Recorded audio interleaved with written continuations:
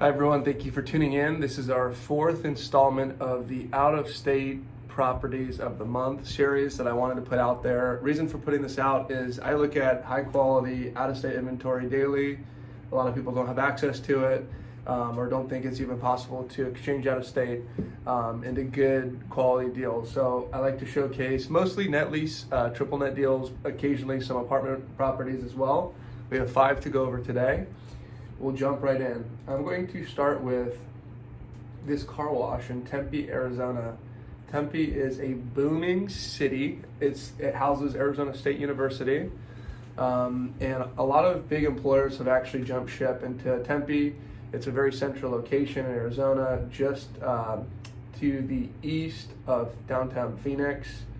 I like this deal not only for its location, but I never really talk about car washes. Car washes are awesome. This is a corporate guaranteed car wash.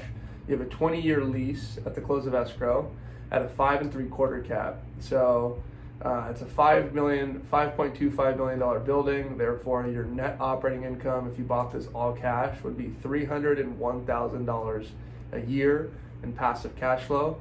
There are 10% rent increases every 5 years, which I also really liked. The main component to this deal, which should not be looked past, is the special tax advantages that you're able to implement on a car wash property. So you're actually able to accelerate the depreciation schedule from a normal 39-year amortization on commercial property to a 15-year accelerated depreciation schedule. That's huge. So anyone looking for cash flow and keeping the cash flow, this is the deal for them. In this OM, if you guys want to look at it, there's a schedule, a depreciation schedule with like a normal 39-year amortized deal at the same price, same cap, showing you what your taxable income would be, and then showing you your taxable income on this deal, which is crazy. So it's a $300,000 net operating income, but because of the 15-year depreciation, your only taxable income is $21,000 a year. It's nuts. So this is a cool deal, great location, great city. Car washes are essential businesses. Demand for car washes are strong, alive, and well. So take a look at this deal. The next one we're going to go into is a Chipotle. I love Chipotle as a tenant. Most Chipotles, I'm actually going to show you 2 today, but this one I wanted to show you because it's a small deal. It's a bite-sized deal. Most Chipotles are $2.5 to $4 million deals. This one is 1.389. So to think that the only way to get into one of these single tenant net lease deals is to have at least $2 million in exchanges is not true. You know, there are deals between $1 million to $1.5 million that are great deals. So this is a Chipotle in Ohio, just under 1.4. It's got a 10-year lease, so the lease expires February 2031. And then there's 5 5-year options to extend. You're priced at a 4.5% cap, so that's $62,000 a year in NOI. You're just on the out parcel of a Walmart, a Big Lots, on a major fairway in this town with 16,000 vehicles passing per day. So this is kind of a commercial corridor. This is a smaller demographic area. Nothing wrong with that. There's a lot of great real estate in smaller suburbs across the country. It's all about the demand for the product or the tenant, right? So you can be in a town of 20,000 people and a Chipotle would still do really well, or a McDonald's or a Walmart, right? It's just that depends on the demographics. So I like this deal. It's a bite-sized, smaller property available for someone in a smaller exchange. Maybe there's a single family home that they want to sell and increase their cash flow, but get out of management, or you own a little duplex, triplex, or fourplex. There's still options out there for you. Don't think that this is only for the big guys and girls. All right, next deal we're going to look at is a Starbucks. Look, I only show you guys the best of the best. That's what I promised you. So this is a Starbucks in Orlando, Florida. Orlando, before COVID, was one of the #1 metros for growth and population, economic growth, and everything.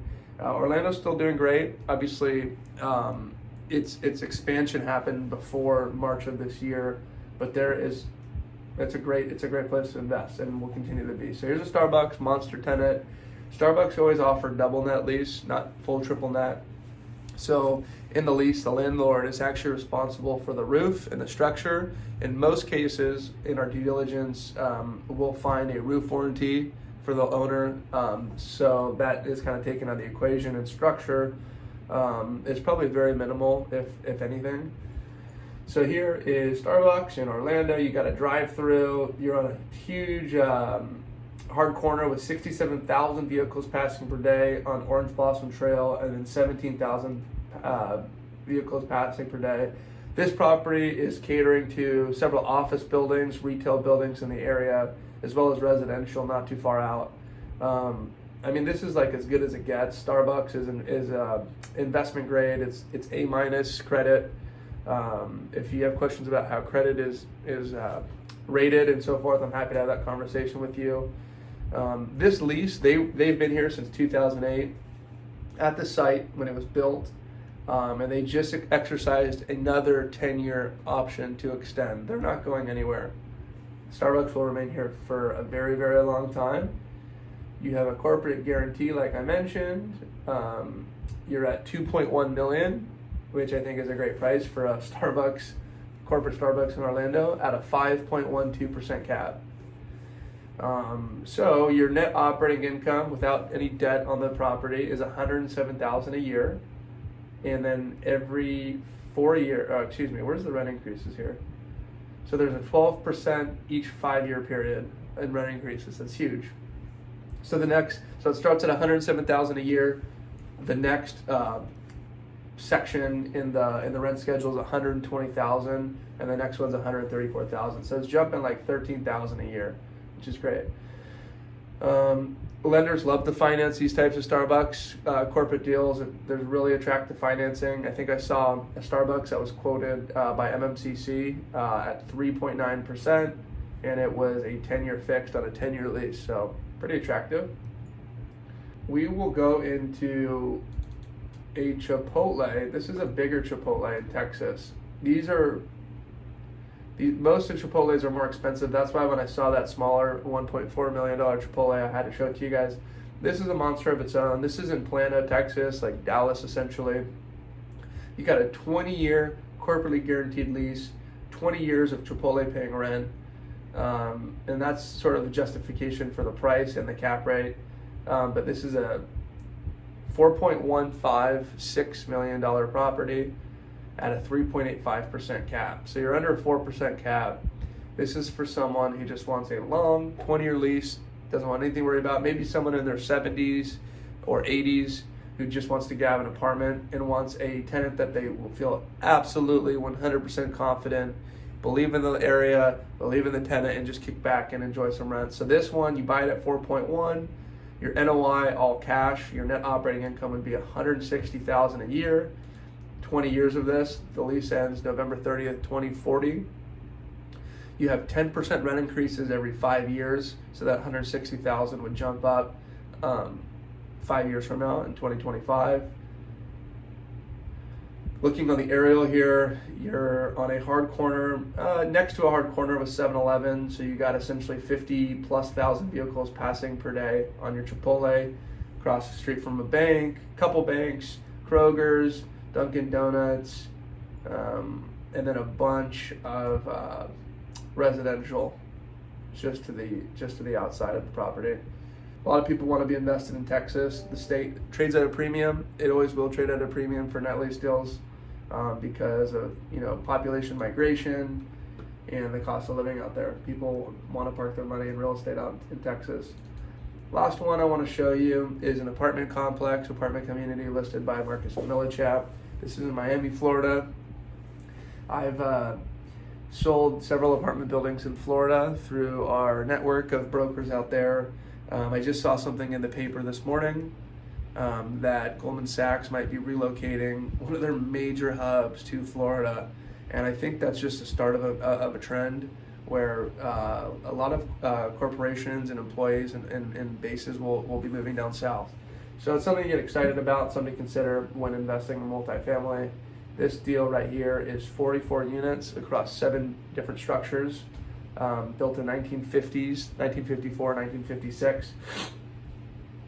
You're just west of Miami, downtown Miami. You're in an area like Coconut. It's called Coconut Grove, just east of Coral Gables. I'm not sure if any of these submarkets ring a bell, but you're in a highly populated area next to a major,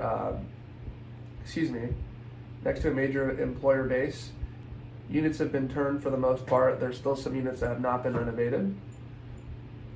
You got 36 one-bed, one-bath units, ranging from 900 to 1,300, and then you have 8 two-bed, one-bath units at 1,000 to 1,500.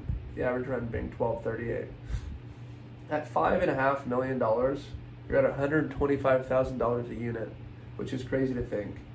For majority one-bedrooms in Southern California, you're probably north of $200,000 a unit, and so you're at $125,000 a unit, $197 a foot. And the best part about it, you're at a 9.5 GRM and a 5.17% cap on current income and financials.